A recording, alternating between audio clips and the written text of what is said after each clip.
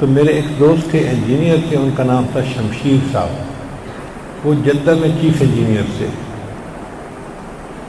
میں نے ان کو فون ملایا اور میں نے کہا کہ شمشیر صاحب میں حج کا ویزا لگوا رہا ہوں، لیکن میرے پاس اس وقت خرچہ نہیں ہے، تو جدہ تو میں پہنچ جاؤں گا، آگے کا جتنا خرچہ ہوگا وہ آپ کر دینا، پھر جب مجھے پیسے ملیں گے تنخواہ کے تو میں آپ کو واپس کر دوں گا۔ اس نے کہا فکر نہ کرے، آپ آئیں صحیح، مجھے ڈیٹیل بتا دیں کہ آپ نے کس دن آنا ہے، میں ایئرپورٹ پہ آؤں گا اور آپ کی فیسیں وغیرہ ساری جمع کروا کے آپ کو باہر نکالوں گا۔ تو مجھے تھوڑا اور اطمینان ہو گیا کہ چلو ایک بندہ ہے جو خرچہ کرے گا اور پھر میں اس کو قرضہ واپس لوٹا دوں گا۔ اب دلی طور پہ میں بہت مطمئن تھا کہ اللہ نے انتظامات کر دیے اور میں حضرت کے ساتھ حج پہ جا رہا ہوں۔ اللہ کی شان دیکھیں کہ اس سے اگلے دن میں دفتر میں گیا تو دفتر میں پتہ چلا کہ کارخانے والوں نے بونس دیے ہیں۔ بونس کا مطلب تنخواہ انعام کے طور پہ دی جاتی ہے، اور اس سال انہوں نے 12 بونس دیے، یعنی 12 تنخواہیں اکٹھی دینی۔ آپ یوں سمجھیں کہ پورے سال کی تنخواہیں اکٹھی مل گئی تنخواہ کے علاوہ، وہ تو کافی سارے پیسے بن جاتے تھے۔ اب میں نے وہ پیسے نکلوائے تو میری ایک جیب میں نہیں آتے تھے، میں نے کچھ ایک جیب میں ڈالے، کچھ دوسری جیب میں ڈالے، اور میں گھر آیا اور میں نے آ کے امی مبارک کو اللہ نے انتظام کر دیا۔ امی نے دعا دی اور ہم اطمینان کے ساتھ وہاں سے اسلام آباد چل پڑے۔ لیکن میرے ذہن میں ایک پریشانی تھی کہ ہم نے ویزا تو لگوا لیا اور خرچے کا انتظام بھی ہو گیا، ٹکٹ تو نہیں بنوائی، اور فلائٹیں ساری فل بک تھی۔ خیر ہمارے ایک ساتھی تھے، ان کے ماموں کا گھر تھا اسلام آباد میں، ہم رات کو وہاں ٹھہرے، کھانا کھایا تو ان کے ماموں نے مجھ سے بات چیت کی۔ اس نے کہا جی کہ آپ کا حج کا پروگرام ہے۔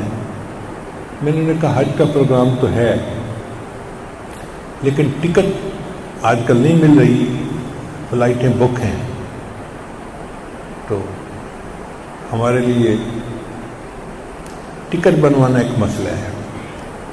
اچھا وہ ماموں جو تھا نا، وہ ٹیلی فون ڈپارٹمنٹ میں جنرل مینیجر تھا، یہ پی ٹی سی ایل جس کو کہتے ہیں نا، پاکستان ٹیلی فون جو ہوتی ہے اس کا، وہ جنرل مینیجر تھا۔ وہ کھانا کھاتے ہوئے اس نے میری بات سنی، کہتا ہے ٹکٹ تو آپ کو میں بنوا دوں گا۔ میں نے کہا میرے ساتھی تو بتا رہے تھے کہ آج آخری فلائٹ چلی گئی۔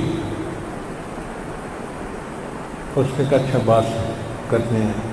لو جی اگلے دن اس نے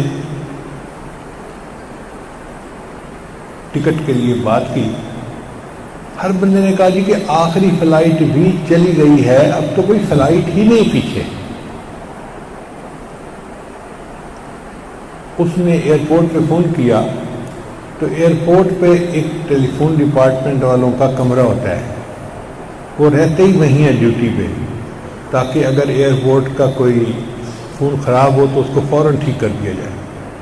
وہاں ایک سپروائزر تھا، جی ایم نے اس کو فون کیا اور اس کو کہا کہ بھئی جو یہاں کا انچارج ہے نا ایئرپورٹ کا، اس کے پاس جاؤ اور کہو کہ مجھے 3 ٹکٹیں بنوانی ہے، بنا کے دو۔ تو مینیجر نے کہا جی کہ ہمارے پاس تو کوئی فلائٹ ہی نہیں، چلی گئی، اب تو بن ہی نہیں سکتی۔ تو اس نے کہا اچھا اگر وہ کہتے ہیں نا کہ ٹکٹ کوئی نہیں تو ان کے سارے ٹیلی فون لائنیں خراب کر دو، اور یہ تمہیں کہیں گے جی کہ ٹیلی فون لائنیں خراب ہیں تو آپ کہنا جی جی ایم سے بات کریں۔ یہ بیوروکریٹ بھی عجیب لوگ ہوتے ہیں۔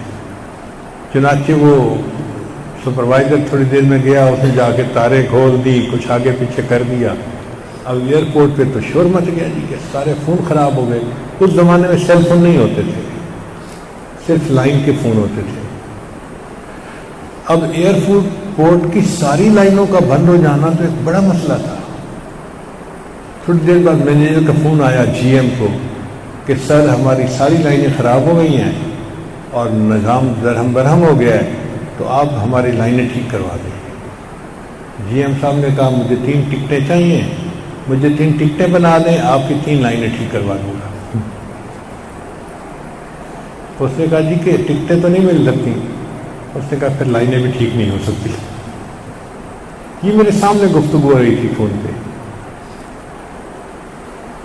لو جی تھوڑی دیر کے بعد وہ جو ایئرپورٹ کا انچارج تھا اس نے فون کیا کہ سر میرے ذہن میں ایک ترتیب آئی ہے کہ آخری فلائٹ جو ہے چلی گئی، لیکن کوئی 200-300 بندے ہیں جن کے پاس ویزے لگے ہوئے ہیں اور وہ ٹکٹیں بنوانے کے لیے آگے پیچھے پھر رہے ہیں، تو بجائے اس کے کہ یہ حاجی لوگ دھکے کھائیں ہیں، ہم کیوں نہ ایک ایکسٹرا فلائٹ چلا دیں، حاجیوں کا بھی کام ہو جائے گا اور کمپنی کا بھی فائدہ ہو جائے گا۔ تو میں پرائم منسٹر کے پاس جا رہا ہوں ایکسٹرا فلائٹ کی اجازت لینے کے لیے۔ لو جی شاید ضیاء الحق کا دور تھا، لگتا ایسے ہی ہے، تو وہ گیا اور اس نے جا کے ضیاء الحق کو بتایا کہ فلائٹیں تو چلی گئی لیکن 200-300 حاجی ہیں جن کے پاس ویزے لگے ہوئے ہیں، ٹکٹیں نہیں ان کے پاس بنی ہوئی، اور وہ ٹکٹوں کے لیے ادھر ادھر بیچارے پھرتے رہے ہیں۔ تو اگر آپ ایک ایکسٹرا فلائٹ کی اجازت دے دیں تو ان کو سیٹیں مل جائیں گی اور ہمارا نفع ہو جائے گا۔ اس نے اجازت دے دی تو اس نے ہم 3 بندوں کی ٹکٹیں سب سے پہلے بنا دیں اور فون کیا جی ایم صاحب میں نے 3 بندوں کی ٹکٹیں بنا دی ہیں، اب آپ ہمارا فون ٹھیک کروا دیں۔ تو جی ایم صاحب مسکرائے، مجھے کہنے لگے اب اس کا دماغ ٹھیک ہوا ہے، اب میں اس کی لائنیں ٹھیک کروا دوں گا۔ تو یوں اللہ نے ہماری ٹکٹیں بھی بنوا دی۔ خیر دوسرے دن پھر ہم جہاز پہ روانہ ہوئے۔ اللہ کی شان کہ جب ہم جدہ جا کے اترے نا، تو جہاں حاجی جاتے تھے وہاں آگے جنگلہ لگا ہوا تھا اور جنگلے کے باہر مقامی لوگ کھڑے ہوتے تھے۔ تو میرا وہ دوست جو تھا نا شمشید صاحب جو چیف انجینئر تھے، وہ بھی وہاں کھڑا تھا۔ مجھے دیکھ کے بڑا خوش ہوا اور مجھے بار بار کہتا تھا، اپنی جیب کی طرف اشارہ کرتا تھا کہ بھائی میں ریال لے کے آیا ہوں اور میں تیری ساری پیمنٹ کر دوں گا۔ تو میں نے بھی اس کا شکریہ ادا کیا اور میں نے اپنی جو ہے نا وہ ایک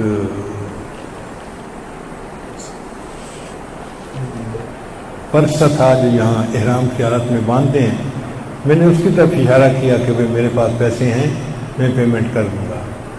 اس طرح ہم نے حج کی وہاں پر پوری پیمنٹ کی اور اللہ نے ہمیں حج کے لیے قبول کر لیا۔ پھر حرم میں جا کے حضرت سے ملاقات ہوئی تو حضرت نے پھر سمجھایا کہ طواف کیسے کرتے ہیں، صحیح کیسے کرتے ہیں، فلاں کیسے کرتے ہیں، یہ سارا کچھ۔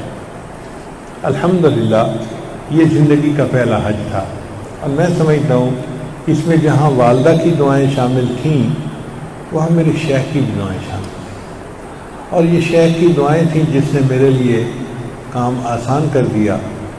پھر حضرت کی میت میں مدینہ طیبہ جانا ہوا اور حضرت نے مدینہ طیبہ میں روضہ انور پہ خود ساتھ لے کر گئے اور پیش فرمایا۔ الحمدللہ ثم الحمدللہ، اللہ تعالیٰ کی یہ رحمت ہے کہ اپنے اکابر کی دعاؤں کے صدقے اللہ تعالیٰ یہ توفیق عطا فرما دیتے ہیں۔ اس میں میرا اپنا عمل کوئی نہیں ہے، 100% پکی بات ہے، یا شیخ کی دعائیں ہیں یا ماں کی دعائیں ہیں کسی کی دعا لگی جو اللہ آسانی فرماتا ہے، ورنہ ہم جیسے نالائقوں کے لیے یہ کام کوئی آسان نہیں ہے۔